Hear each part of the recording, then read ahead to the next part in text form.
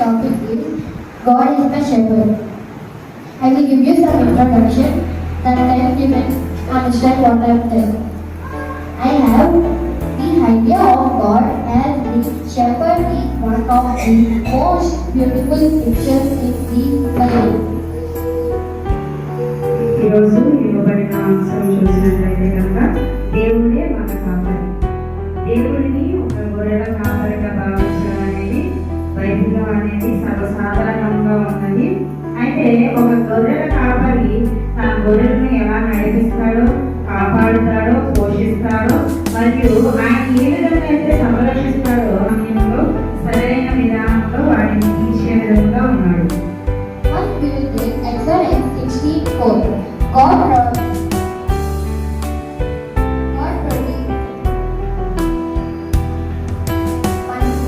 God provides manna and Israel is the witness. ఒకసారి నిర్గమకాండము 16వ అధ్యాయము 4వ వచనం కనుక చూసినట్లయితే దేవుడు అరణ్యంలో ఉన్న ప్రజలకు మన్నాను అందించినట్లుగా మనం చూస్తూ ఉన్నాము. Psalms 23 verses 2. He makes me lie down in green paths. He leads me beside the water. కీర్తన గ్రంథము 23వ అధ్యాయము 2వ వచనాన్ని మనం చూసినట్లయితే కనుక పచ్చిక గల చోట్లను ఆయన నన్ను పరుణ చేయుచున్నాడు, శాంతికరమైన జలముల యొద్ద ఆయన నన్ను నడిపించుచున్నాడు. God gives us rest, peace and nourishment. What is the nourishment meaning was healthy. ఇక్కడ మనం చూసినట్లయితే కనుక దీని అర్థాన్ని గమనించినట్లయితే దేవుడు మనకి విశ్రాంతిని అలాగే శాంతిని అనుగ్రహించేవాడుగా ఉన్నాడు. అలాగే ఆయన మనకు పోషకుడిగా ఉన్నట్లుగా మనం చూస్తూ ఉన్నాము. Isaiah 26:3. You keep him in perfect peace whose mind is started on you because he trusts in you. ఒకసారి యెషయా గ్రంథము 26వ అధ్యాయము 3వ వచనాన్ని ఎవరైనా చదవవలసిందిగా ప్రభువు పేరిట మనం చేస్తున్నాం. యెషయా గ్రంథము 26వ అధ్యాయము 3వ వచనం.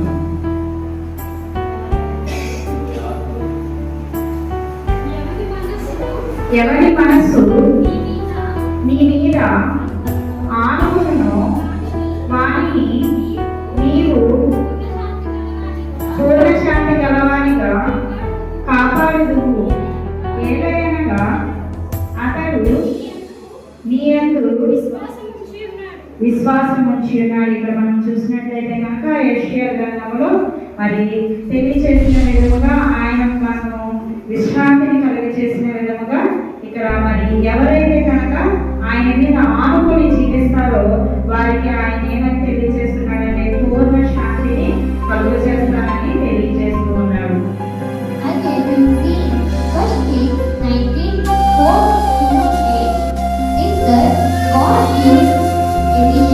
Rich, full and strength when he was extended. మొదటి సామెతల గ్రంథము 19వ అధ్యాయము 4 నుండి 8 వచనాల్లో మనం చూసినట్లయితే కనుక మొదటి రాజుల గ్రంథము 19వ అధ్యాయము 4 నుండి 8 వచనాల్లో మనం చూసినట్లయితే కనుక దేవుడు ఏలియా అరణ్యంలో ఉన్నప్పుడు అతనికి ఏ విధంగా ఉన్నాడంటే విశ్రాంతిని, ఆహారమును, బలమును అనుగ్రహించున్నాడు. ఎందుకంటే కనుక అరణ్యంలో జీవించు ఉన్నప్పుడు How good help to be Elisha like that he helps to her also. ఎందుకంటే మరి ఇక్కడ మనం చూసినట్లయితే కనుక ఏలియా దేవుడి మీద ఆనుకొని జీవించాడు కాబట్టి దేవుడు మరి ఏలియాకు సహాయకుడిగా ఉన్నట్లుగా మనం చూస్తూ ఉన్నాము. Again, Psalms 23, third verse. He restored my soul. He keeps me in paths of righteousness for his name's sake. కీర్తనల గ్రంథము 23వ అధ్యాయము 3వ వచనాన్ని మనం చూసినట్లయితే నా ప్రాణమునకు ఆయన సేద తీర్చుచున్నాడు, తన నామమును బట్టి నీతి మార్గంలో నన్ను నడిపించుచున్నాడు. This means God renews using and guiding us in the right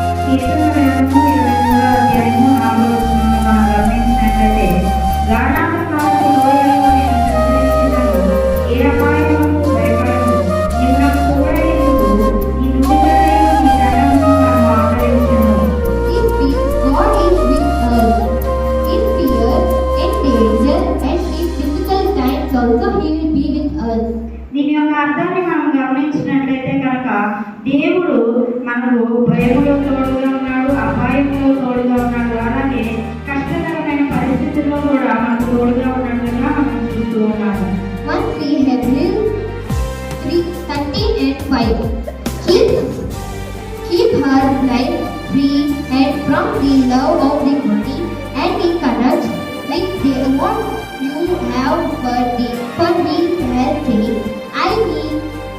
I will be left you for the not of forsaken you. ఇక్కడ మనం చూసినట్లయితే హెబ్రీయులకు రాసిన పత్రిక 13వ అధ్యాయం 5వ వచనంలో ధనాపేక్ష లేనివారై నీవు కలిగిన వాటితో తృప్తిపడి ఉండుడి అనే దేవుని యొక్క వాక్యము తెలియజేయబడుతుంది. That means I will never leave you. ఇక్కడ మరి మనకు తెలియజేయబడుతుంది ఏంటంటే కనుక నేను మిమ్మల్ని విడువను ఎడబాయను అని తెలియజేయబడుతున్నది.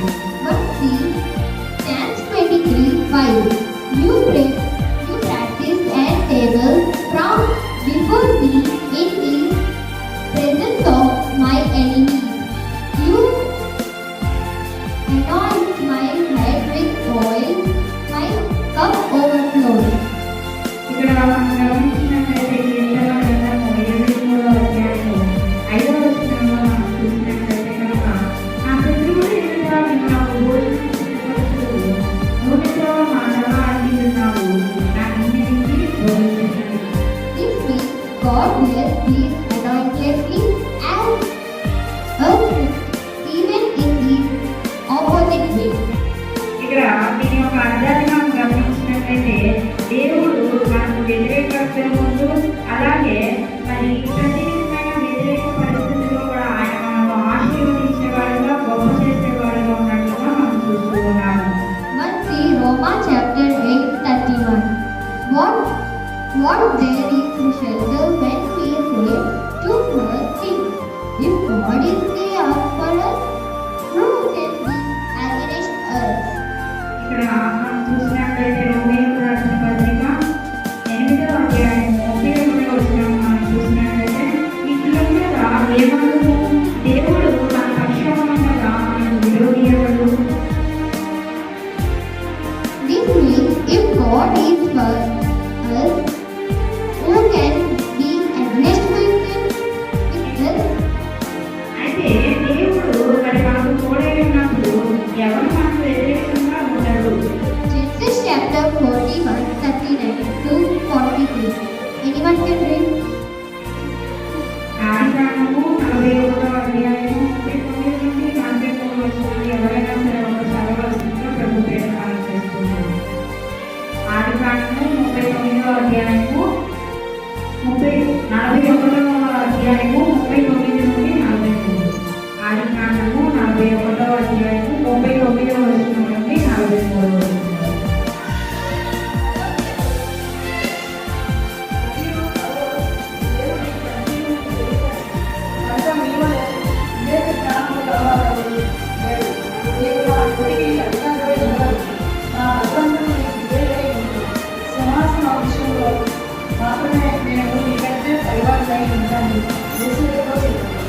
మరియు మరొకరు ఐదు దేశం అంతనే దాన్ని నిర్మించి ఉన్నారని యేసుతో చెప్పింది. మరియు మరొకరు మన చేతులు నా ఉత్తరం సన్నపు నాలుగు కలిసి నిర్మించి ఒక నదికి బంగారు తెలిసి వేసి మన దగ్గరవాళ్ళ మీద నిర్మించారు. అప్పుడు మందరం చేయడానికి ఆమె ముందర జనములు ఏర్పడేసి అక్కడ ఎత్తు దేశం అందరి మీద అతను నిర్మించారు. మరియు మరో యేసుతో మరో అయినను ఈ సెలవు లేక ఐగుప్తు దేశం అంతటి ఏదో చేతులైన ప్రాణాలను ముట్టుకోవడం. మరియు మరో యేసుకు